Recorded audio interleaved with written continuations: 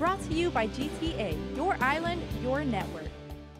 In 1994, Lacia Castle made the difficult decision to leave Guam. She was hired as a waitress at a hotel in Tumon, but was fired shortly after, accused of lying about her gender. You know, I went through training, and on the day we were supposed to open, I was pulled aside and said that, you know, I was being let go because my job application didn't match my ID.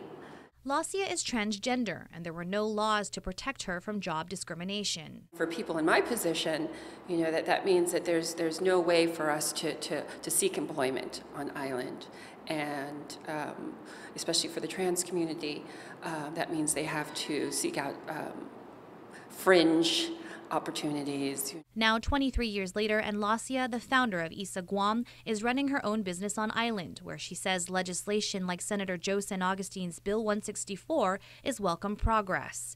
Bill 164 broadens on the already existing Guam Employment Non-Discrimination Act. Signed into law last year, he says the language in the law is still ambiguous. You can't discriminate from sex, so why are you discriminating from transgender? San Agustin says the legislation is clearly outlined and hopes to, quote, further develop the rights of human beings to equal treatment in government and in public places, end quote.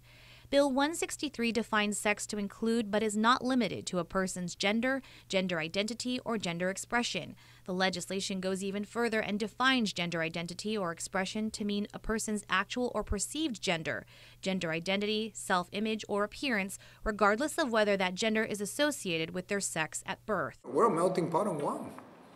Transgender, they're part of our community. You know, same sex, they're all part of the community. We're just one happy island. Reporting for Guam's News Network, I'm Valerie Maige. Brought to you by GTA, your island, your network.